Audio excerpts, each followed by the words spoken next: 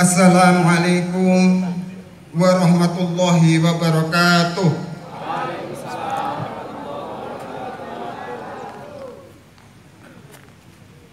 Resolusi Nahdlatul Ulama tentang jihad fisabilillah.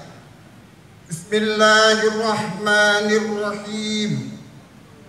Resolusi rapat besar wakil-wakil daerah atau konsul-konsul Perhimpunan Nahdlatul Ulama seluruh Jawa Madura pada tanggal 21 sampai dengan 22 Oktober 1945 di Surabaya mendengar bahwa di tiap-tiap daerah di seluruh Jawa Madura ternyata betapa besarnya hasrat umat Islam dan alim ulama di tempatnya masing-masing untuk mempertahankan dan menegakkan agama kedaulatan negara Republik Indonesia Merdeka. Menimbang bahwa untuk mempertahankan dan menegakkan negara Republik Indonesia menurut hukum agama Islam termasuk sebagai kewajiban bagi tiap-tiap orang Islam. B. Bahwa di Indonesia ini warga negaranya adalah sebagian besar terdiri dari umat Islam. Mengingat bahwa oleh pihak Belanda atau Nika dan Jepang yang datang dan berada di sini telah banyak sekali menjalankan kejahatan dan kekejaman yang mengganggu ketentraman umum. B. Bahwa semua yang dilakukan oleh mereka itu dengan maksud melanggar kedaulatan negara Republik Indonesia dan agama dan ingin kembali menjajah di sini, maka di beberapa tempat telah terjadi pertempuran yang mengorbankan beberapa banyak jiwa manusia. B. Bahwa pertempuran itu sebagian besar telah dilakukan oleh umat Islam yang merasa wajib menurut agamanya untuk mempertahankan kemerdekaan negara dan agamanya. D. Bahwa di dalam menghadapi sekalian kejadian-kejadian itu perlu mendapat perintah dan tuntunan yang nyata dari pemerintah Republik Indonesia yang sesuai dengan kejadian-kejadian tersebut.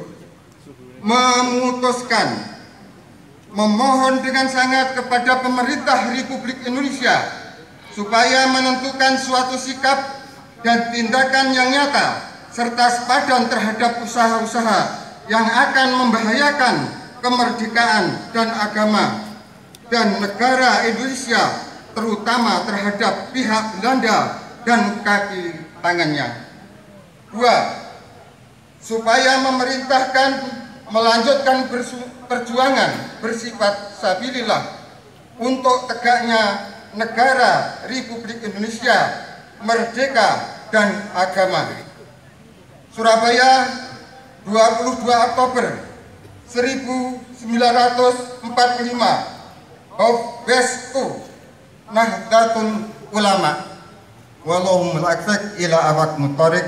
Wassalamualaikum warahmatullahi wabarakatuh.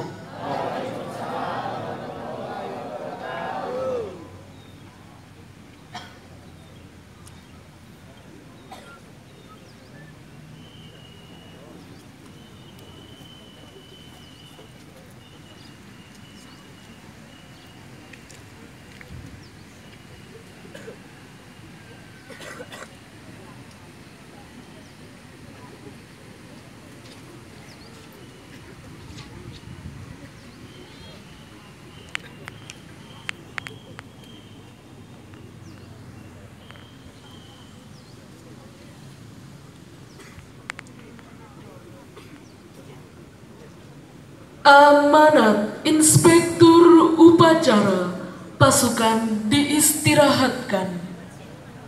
Untuk amanat, istirahat di tempat.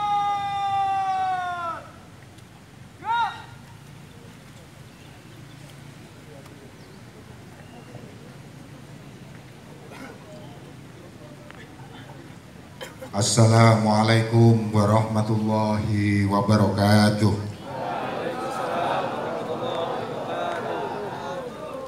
Bismillah, alhamdulillah, alhamdulillahilladzi qad wafaqa lil ilmi khairu khalqihi walituqa hatta nahat qulubuhum linafihi fa min adhimi sya'nihi lam tahwihi fa usribat ma'na dhamiri sya'ni fa uribat fil khani bil alhani.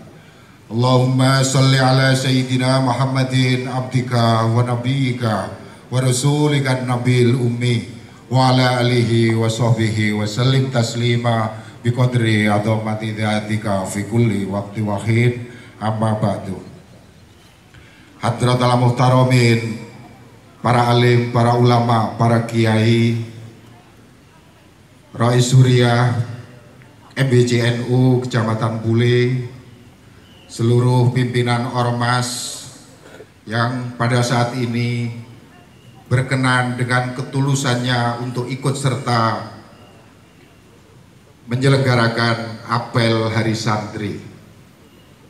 Ibu Camat Kecamatan Bule yang kita hormati, seluruh Forkopimcam, Bapak Kapolsek, Bapak Dandan Ramil, juga seluruh jajaran pemerintahan kecamatan, Bapak Dr. Andes Satam selaku wakil kita yang ada di DPRD Kabupaten Trenggalek, juga Bapak Kepala Desa dari seluruh desa di Kecamatan Bule. Alhamdulillah hari ini bersama-sama mengikuti dan bersama-sama menyelenggarakan kegiatan Hari Santri tahun 2022. Juga seluruh tamu undangan yang kita hormati, para peserta apel dari semua banom, semua ormas, dari NU, LDI, Muhammadiyah, IPNU, IPPNU, Ansor, Fatayat, Muslimat, Pagar Nusa, dan juga yang tidak bisa saya sebutkan satu persatu tanpa mengurangi penghormatan saya kepada panjenengan semuanya yang hadir di lapangan hari ini. Perkenankan saya membacakan amanat Ketua Umum PBNU dalam apel Hari Santri 2022. Yang Mulia Rais Am PBNU beserta jajaran Suriah, segenap pengurus Tanfidiyah PBNU, jajaran Suriah Tanfidiyah PBNU se-Indonesia, jajaran pengurus Suriah dan Tanfidiyah BCNU serta PCINU di berbagai negara, warga Nahdien serta warga negara Indonesia dimanapun berada. Bertepatan dengan peringatan 70 tahun resolusi jihad, pemerintah memberikan pengakuan peran penting perjuangan para ulama dengan menjadikan 22 Oktober sebagai Hari Santri Nasional. Apresiasi ini disampaikan di Masjid Istiqlal yang dituangkan dalam keputusan Presiden nomor 22 tahun 2015 tertanggal 15 Oktober 2015. Tentu penetapan dari pemerintah Indonesia ini patut disyukuri sebagai momentum untuk mengenang dan menghormati jasa pejuang para pahlawan seperti Kiai Muhammad Hasyim Asy'ari, Kiai Ahmad Dahlan, Hos Cokro Aminoto, Tengku Fakina, Maria Josephine, Walanda Maramis, dan masih banyak pahlawan lainnya yang turut berjuang sejak zaman pra-revolusi kemerdekaan. Merujuk sejarahnya, lahirnya Hari Santri Nasional bersumber pada fatwa Kiai Haji Muhammad Hasyim Asy'ari. Sebelum fatwa itu lahir, para ulama pesantren Jawa Madura menggelar rapat di kantor PBNU Jalan Bubutan Surabaya tanggal 21 sampai 22 Oktober 1945. Hasilnya dua keputusan yang berhasil menggerakkan rakyat melawan penjajah dan ditegakkan sebagai harinya seluruh bangsa Indonesia tanpa terkecuali untuk mensyukuri berkat rahmat Allah yang Maha Kuasa yang telah mengaruniakan kepada bangsa ini generasi pahlawan paripurna yang berhasil menyempurnakan kelahiran bangsa Indonesia sebagai bangsa merdeka. Meski demikian, Hari Santri tidak boleh dijadikan alasan oleh kelompok manapun pada generasi saat ini untuk menuntut balas jasa. tidak oleh Nahdlatul Ulama ataupun pesantren. Kenapa? Karena yang berjasa mempertahankan kemerdekaan negara Indonesia bukan generasi masa kini, bukan kita, melainkan para pahlawan agung dari generasi 1945 lalu. Tugas generasi saat ini meski tidak turut serta berjuang bertaruh nyawa untuk negara dan bangsa Indonesia, namun bisa mensyukuri kemerdekaan dan mengenang jasa para pahlawan dengan membulatkan tekad untuk meneladani perjuangan mereka sesuai momentum yang dihadapi. Tahun 2022 adalah momentum bagi Indonesia yang memimpin dunia lewat presidensi G20. Kewajiban generasi inilah untuk mendukung penuh pemerintah Indonesia dalam kancah global dan membangun Indonesia yang sama-sama kita cintai. Nahdlatul Ulama mempelopori R20 sebagai G20 Religion Forum, dipimpin yang belum pernah ada sebelumnya. Dalam 3 tahun berturut-turut G20 dipimpin oleh Indonesia yang mayoritas Muslim, dilanjutkan India yang mayoritas Hindu, dan Brasil yang mayoritas Katolik.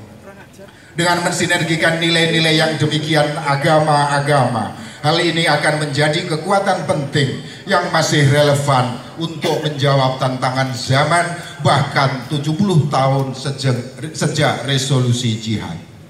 Selain itu perlu pula meneladani semangat cinta tanah air dengan terus memupuk rasa nasionalisme. Hal ini dapat dilakukan dengan senantiasa mencintai tanah air Indonesia, bangga akan bangsa sendiri tanpa bermaksud berpikir dan menjaga eksistensi bangsa Indonesia secara bersama-sama tanpa terkecoh dengan politik identitas yang bisa saja merongrong rasa patriotisme generasi bangsa. Pantang mengeluh, berani berpeluh, bersatu padu untuk Indonesia maju, merawat jagat, membangun peradaban. Siapa kita? Siapa kita?